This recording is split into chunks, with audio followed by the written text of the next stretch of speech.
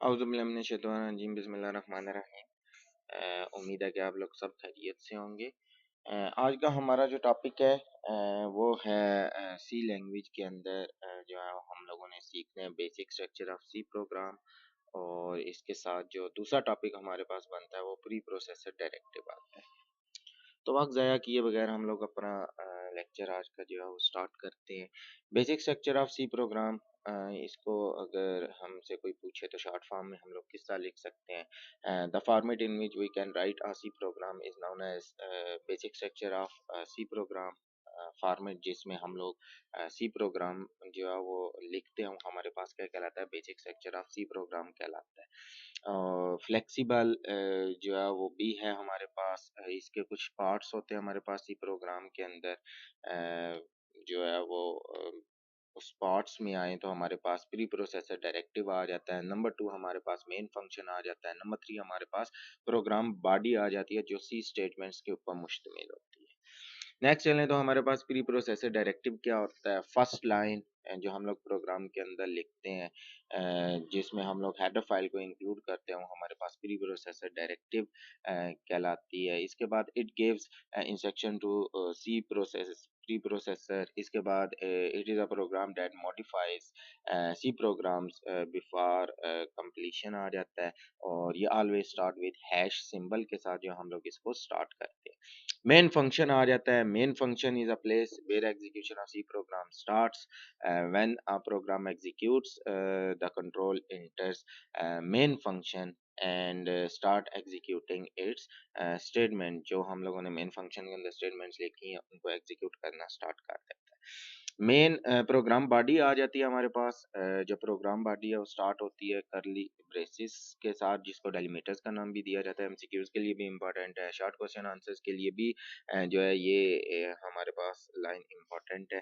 The statements are collectively known as the body of programs. जरूरी नहीं है कि उसके अंदर एक स्टेटमेंट हो, एक से ज़्यादा स्टेटमेंट्स भी हमारे पास होती हैं। वो सारी की सारी हमारे पास क्या कहलाती हैं, बॉडी ऑफ प्रोग्राम्स कहलाती हैं। Every statement program is terminated with a semicolon. लाजमी है कि हम लोग जितनी भी स्टेटमेंट्स लिखेंगे उसके एंड के ऊपर जो है सेमीकोलन लगाएं। अगर सेमीकोलन नहीं लगाते तो एरर जनरेट कर देगा जो है वो कंपाइलर।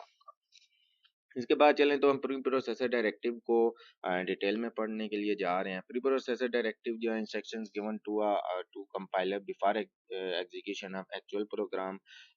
इसको हम लोग जो है वो कंपाइलर डायरेक्टिव का नाम भी दे सकते हैं। जो दूसरा नाम है हमारे पास प्री प्रोसेसर डायरेक्टिव का, it is a part of C plus plus compiler. Semicolon इसके एंड के ऊपर हम लोग नहीं पुट कर सकते। और ये ऑलवेज स्टार्ट होता है किसके साथ, हैश सिंबल के साथ। प्री प्रोसेसर डायरेक्टिव यूज क्यों करते हैं, use in C to include header file in the programs. Examples आए हमारे पास या टाइप्स हमारे पास प्री प्रोसेसर डायरेक्टिव्स की जो बनती है वो हमारे पास इंक्लूड है। और दूसरा हमारे पास जो है वो बन जाती है define.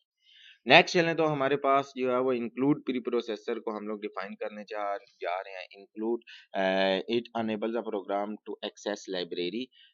Each library contain different header files. जितनी भी लाइब्रेरीज हैं उसमें डिफरेंट हमारे पास जो है वो कंटेन्स करती हैं different header files. Include preprocessor directive is use to include header files in the programme.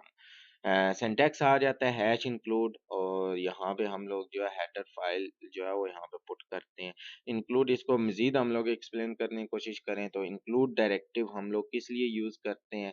Tales the computer where to find the meaning of standard identifier. जितने भी हम लोग आइडेंटिफायर प्रोग्राम के अंदर यूज़ करते हैं, जैसा प्रिंट एफ हो गया, स्कैन एफ हो गया, ये सारे के सारे जो है इनके मीनिंग जो है वो डिस्क्राइब किए जाते हैं हेडर फाइल के अंदर। एक हेडर फाइल हमारे पास जो है वो कौन सी आ जाती है, यहाँ पे एग्जांपल के तौर के ऊपर भी है standard input output header file. और दूसरी हमारे पास कौन सी आ जाती है, math hash include standard input output header file. और इसी तरह हैश इंक्लूड मैथ जो है वो हमारे पास डॉट एच जो है वो हमारे पास जो है वो आ जाती है जो है वो इंक्लूड प्री प्रोसेसर के अंदर। तो इसको मज़ीद एक्सप्लेन करें तो हमारे पास standard input output header file क्या contain information about standard input and output function जैसा स्कैन एफ, प्रिंट एफ। ठीक है, उसकी इन्फॉर्मेशन जो कंटेन की जाती है वो हमारे पास जो है वो standard input output header file के अंदर है। मैथ डॉट एच आ जाता है, contains information about common mathematical functions हैं उनकी जो है इंफॉर्मेशन कंटेन करता है। डिफाइन प्री प्रोसेसर आ जाता है, use to define a constant. Start ये भी हमेशा जो है वो स्टार्ट होता है किसी हैश सिंबल से, जिसे यहाँ पे लिखा गया हैश डिफाइन, फिर आगे पाई लिखा और यहाँ पे हमारे पास कोई ना कोई कांस्टेंट वैल्यू आ जाती है।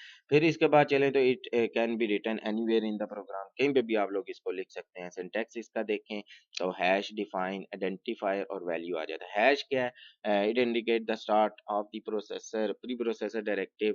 प्री प्रोसेसर डायरेक्टिव जब भी हम लोग लिखते हैं तो हैश से स्टार्ट होता है। डिफाइन आ जाता है हमारे पास, use to define a constant, और इसके बाद identifier name of the constant होता है। फिर इसके बाद value represent the value associated with the identifier. That it's आज के लेक्चर के लिए जो है वो इतना ही था। उम्मीद है कि आप लोगों को समझ आई होगी। मिलते हैं नेक्स्ट लेक्चर में, और जाने से पहले लाजमी चैनल को जो है वो यूट्यूब चैनल को लाइक भी कर दें और फॉलो भी कर दें, ताकि आने वाली वीडियोस आपको मिलती रहे। बहुत शुक्रिया।